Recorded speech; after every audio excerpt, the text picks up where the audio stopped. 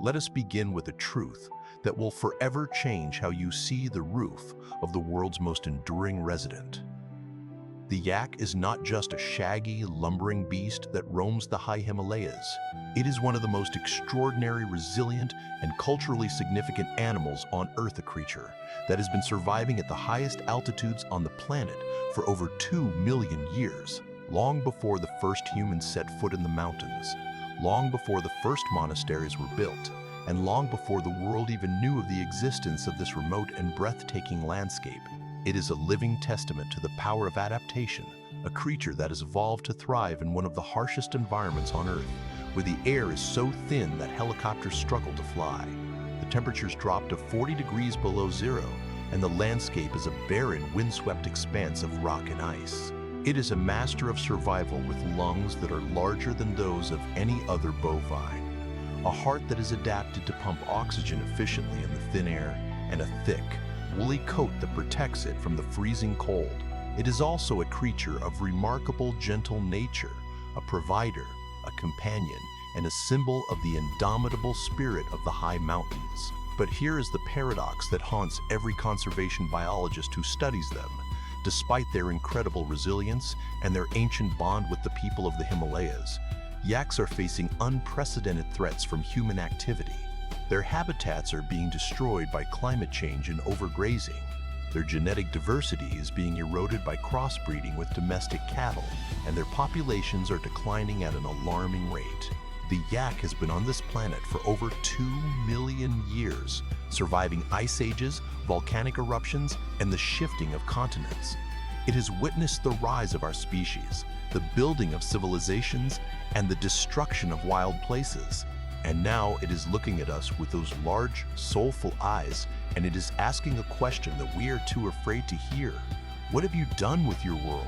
Today, we are telling the biography of the yak. Not one species, but all yaks, the diverse, resilient, and endangered guardians of the highest mountains on Earth. The yak, Boj mutus for the wild species, and Boj grunniens for the domesticated, belongs to the family Bovidae, which includes cattle, buffalo, and bison. The yak lineage is one of the oldest cattle lineages in Asia, with fossils dating back to the Pleistocene epoch, over 2 million years ago. The earliest yaks were adapted to the cold, open landscapes of the Ice Age, and they evolved into the highly specialized, high-altitude animals we know today. They are found primarily in the high-altitude regions of the Himalayas, the Tibetan Plateau, and the mountains of Central Asia, at elevations ranging from 3,000 to over 5,000 meters. They are found in a range of habitats, from the alpine meadows of the Himalayas to the arid, windswept steppes of the Tibetan Plateau. The wild yak is found in remote, inaccessible regions of the Tibetan Plateau, where it is one of the last remaining large mammals of the region. The domesticated yak is found across the Himalayan region, where it is an integral part of the culture and economy of the indigenous peoples of the mountains. Despite their wide distribution, yak populations are under immense threat. The wild yak is classified as vulnerable, with an estimated population of only 15,000 to 20,000 individuals remaining in the wild.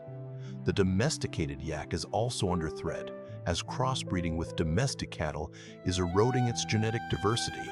The yak is a creature of extremes, but it is also a creature of vulnerability. What defines a yak?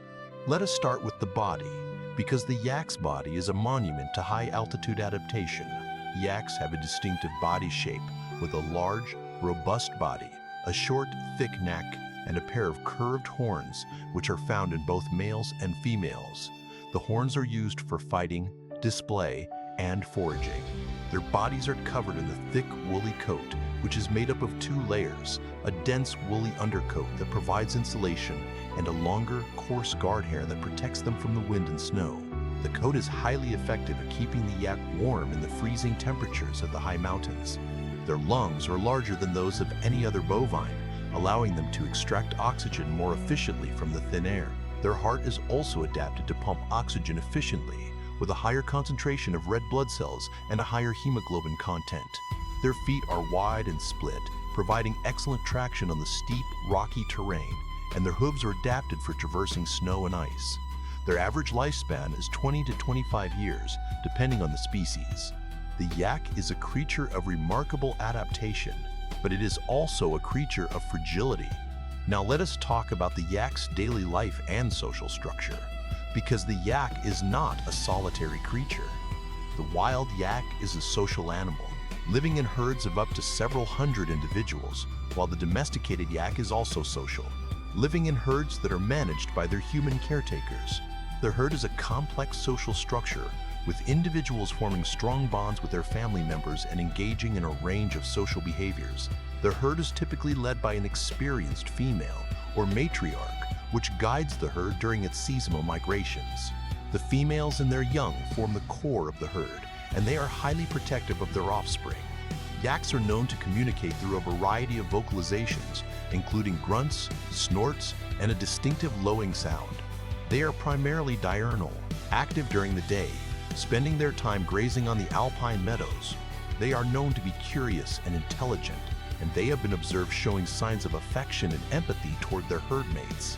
The yak's life is a slow, deliberate process, but it is also a process of survival against the odds. The yak's diet is as varied as its species. It is primarily a herbivore, feeding on a wide variety of vegetation, including grasses, sedges, herbs, and shrubs. They are known to be selective feeders, preferring certain types of plants over others. They are also known to eat a variety of other plant matter, including lichens and mosses. They are ruminants with a complex digestive system that allows them to extract nutrients from tough, fibrous plant matter. Their feeding habits shape the ecosystem.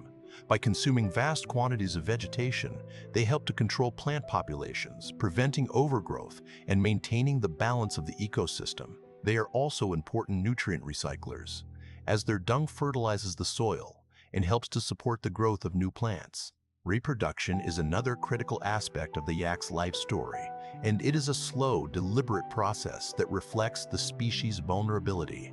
Yaks have a relatively slow reproductive rate, with females typically giving birth to a single calf every 1 to 2 years. The gestation period is approximately 9 months, and the calf is born weighing about 15 to 20 kilograms.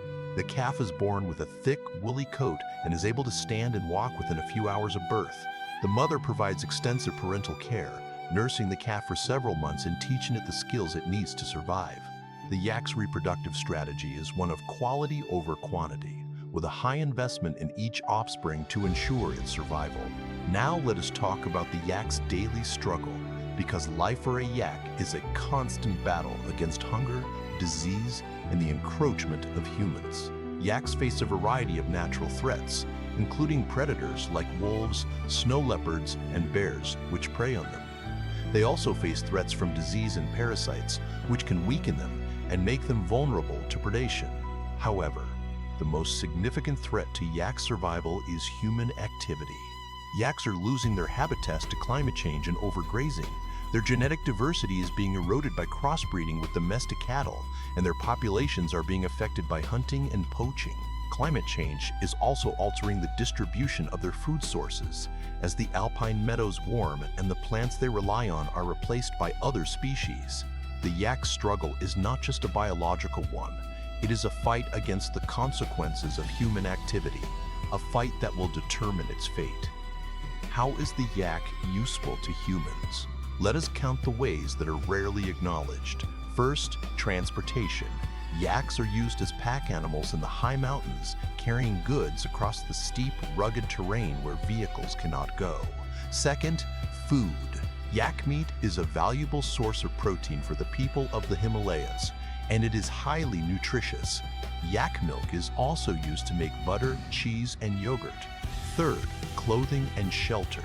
Yak hair and wool are used to make clothing, tents, and ropes, which are essential for survival in the harsh mountain environment. Fourth, fuel.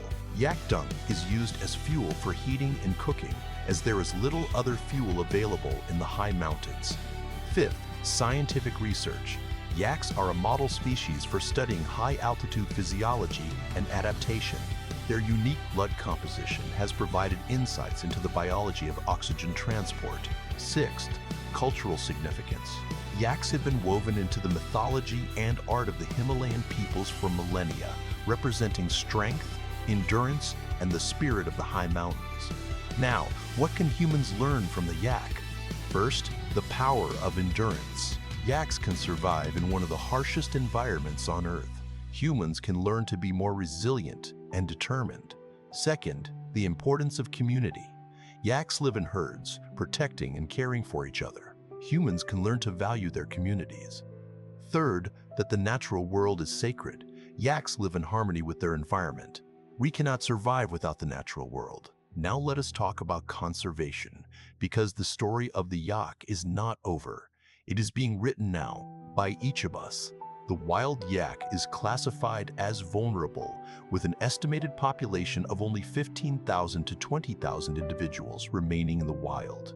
The domesticated yak is also under threat, as crossbreeding with domestic cattle is eroding its genetic diversity. The primary threats to yak populations are habitat loss, overgrazing, climate change, and crossbreeding. There are solutions. Protecting critical habitats, including alpine meadows and migration corridors, is essential. Implementing sustainable grazing practices can also help. Protecting the genetic integrity of the yak through breeding programs and conservation efforts is critical. Education is key. People need to understand that yaks are not just a resource, they are essential partners in the health of the planet and the preservation of Himalayan cultures. The future of the yak depends on our choices today. And now, we come to the final truth.